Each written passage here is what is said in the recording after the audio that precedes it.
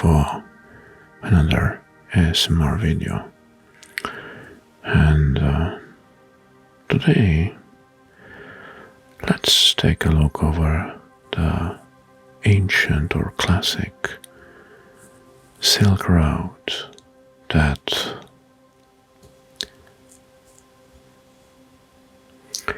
was the main mine route between the trades from east and west. Well, the Silk Road was not only one trade route. Actually, it is more like a network of trade routes connecting China and with the Middle East, China, the Middle East, and then Europe, from the Middle East to Europe. The Silk Road was first established in the Han Dynasty, Chinese Han Dynasty.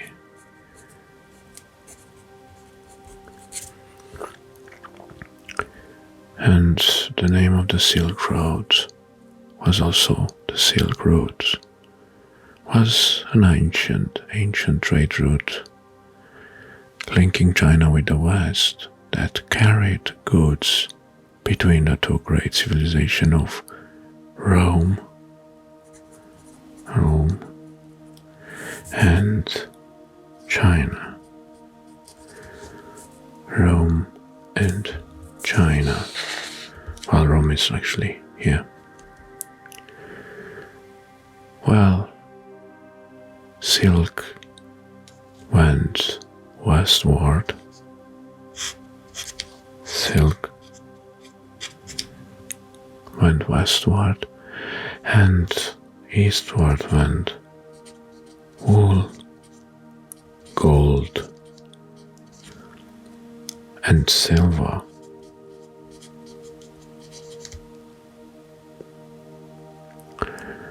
The term instead refers to the network, like you see here in this map picture. And the traders used more than 1,500 years for these tradings. The Silk Road began first 2,100 years ago.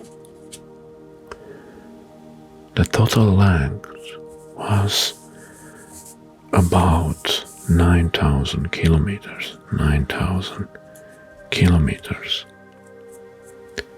from the province of Xi'an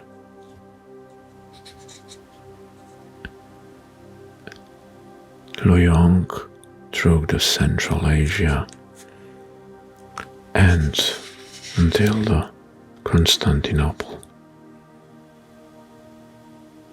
and from there to the Western Europe. It was called Silk Road because one of the major products traded was silk clothes. Silk cloth. Silk cloth. Traded from China to the Europe. People through Asia and Europe prized Chinese silk for its softness and luxury. The Chinese sold silk for thousands of years, and even the Romans called China the land of silk. So China was nicknamed the land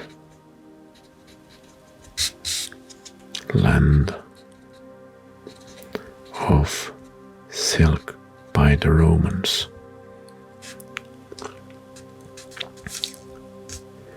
But how it got its name? Well, actually, it's got its name in the 19th century.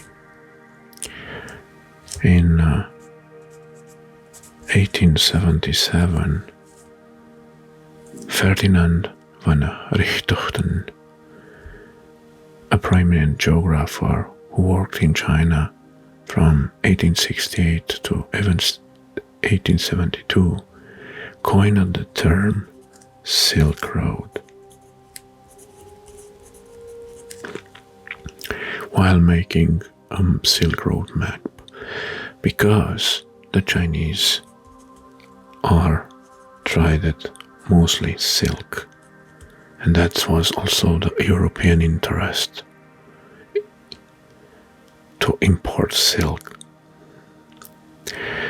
Well, see, it derives from the German term Seidenstraße, literally means Silk Road, and it was popularized by the same Ferdinand von Richthofen.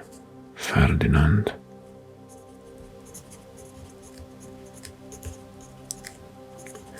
Von Richthofen.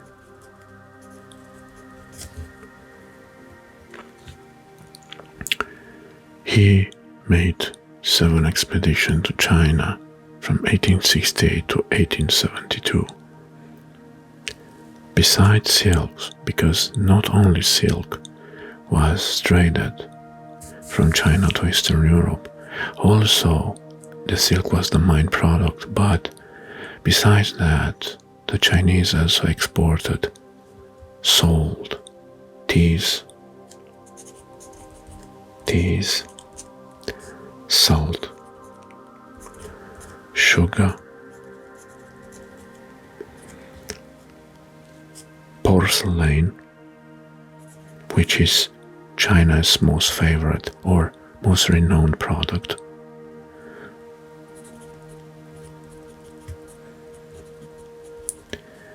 and spice.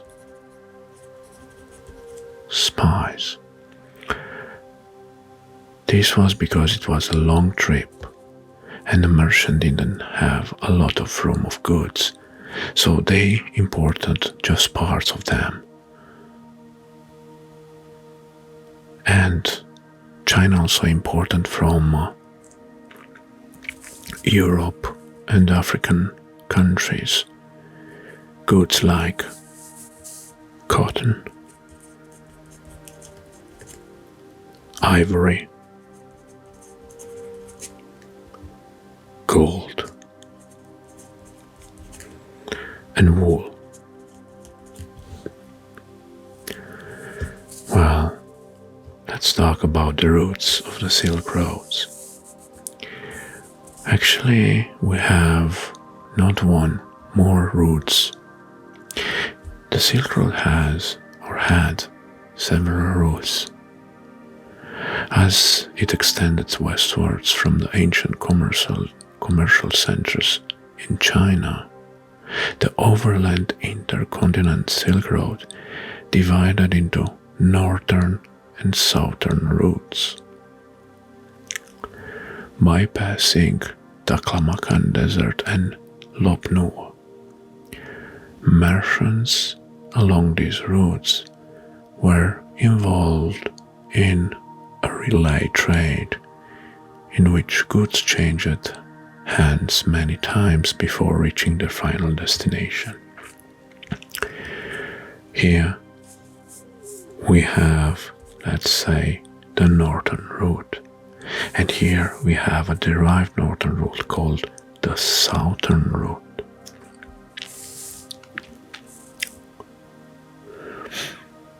The northern Silk Road brought to China many goods such as dates,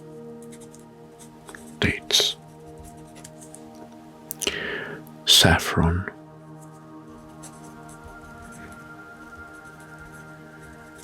saffron, pistachio nuts from Persia, aloes and myrrh from Somalia, and sandalwood from India. Yeah. Glass bottles from Egypt. So glass. And other expensive and desirable goods from other parts of the world. And in exchange, the caravans sent back bolts of silk brocade, porcelain, and spice. These are the northern and southern routes, but also we have here the maritime route. The maritime route of Silk Road refers to the maritime section of historic Silk Road that connects China to Southeast Asia, Indonesian archipelago, Indian subcontinent, and Arabian Peninsula, all the way to Egypt and finally Europe. In this picture here, we can see also the maritime route. So it started from, let's say, the eastern part of the China through the Indonesian archipelago and southern India, Sri Lanka, and then through the Persian Gulf and the Red Sea. The final point was Egypt, Antioch, and Constantinople.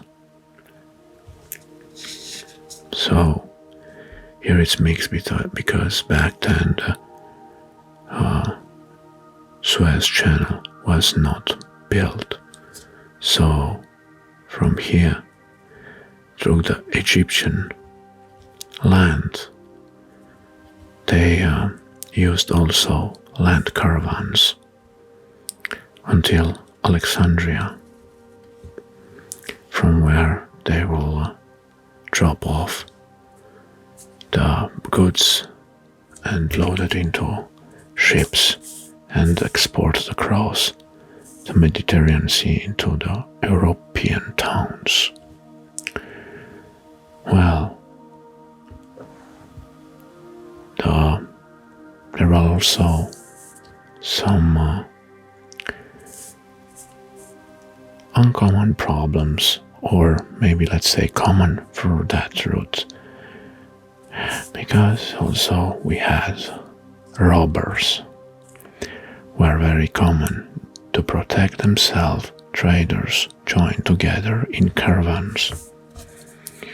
Like here, you see, they joined together in caravans with camels or other pack animals, and over time, large inns, called caravanserai,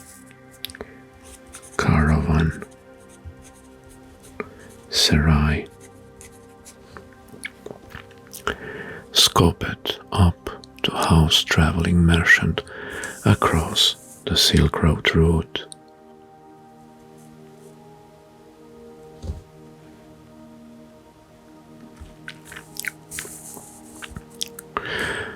The Silk Road played a significant role in the spread of Black Plague,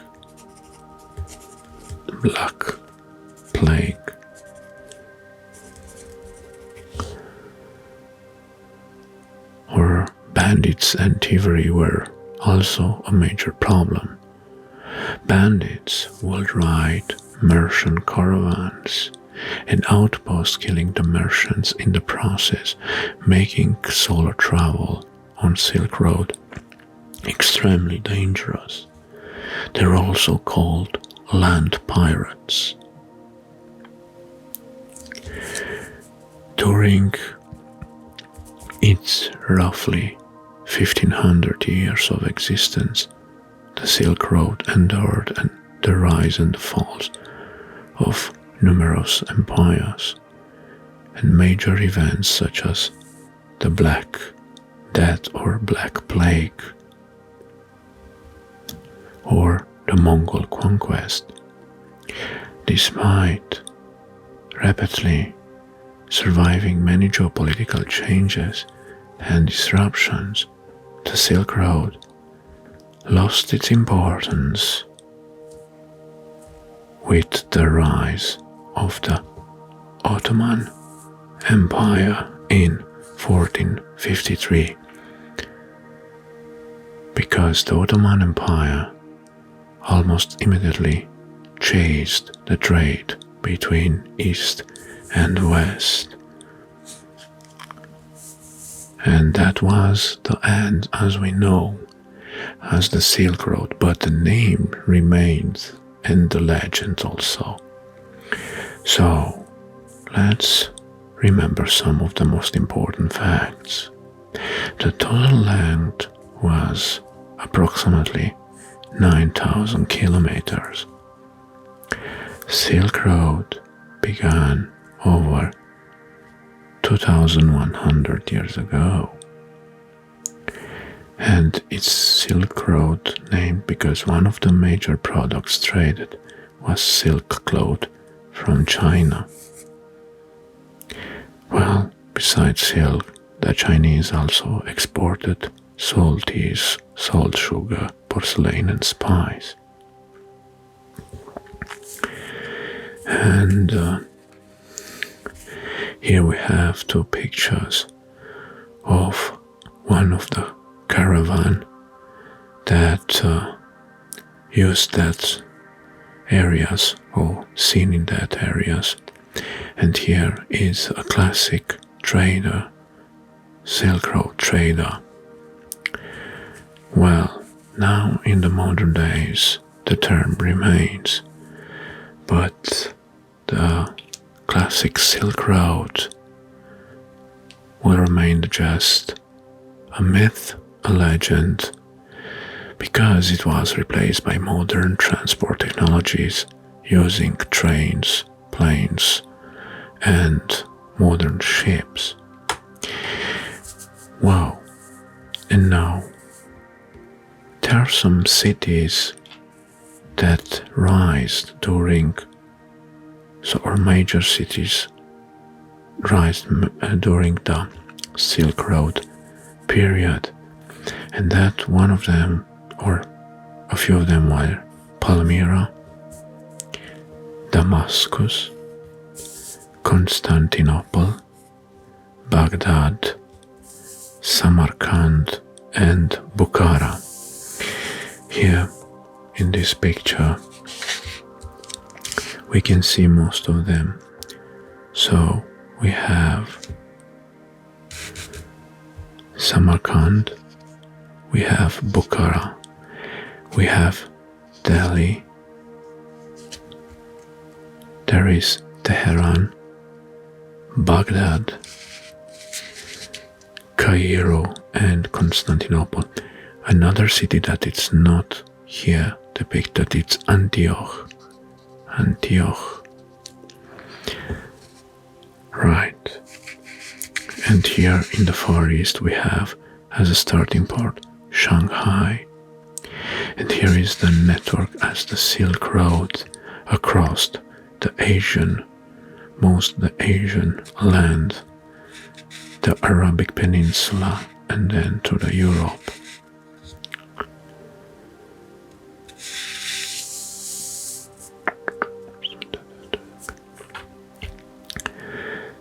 Thank you very much for watching, and I hope you enjoyed this video.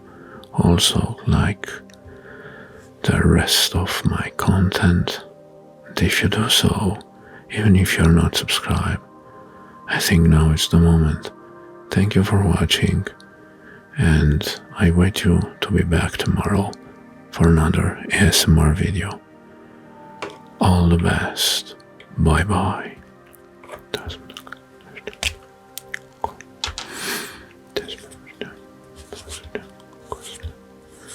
Co dziś w okresie?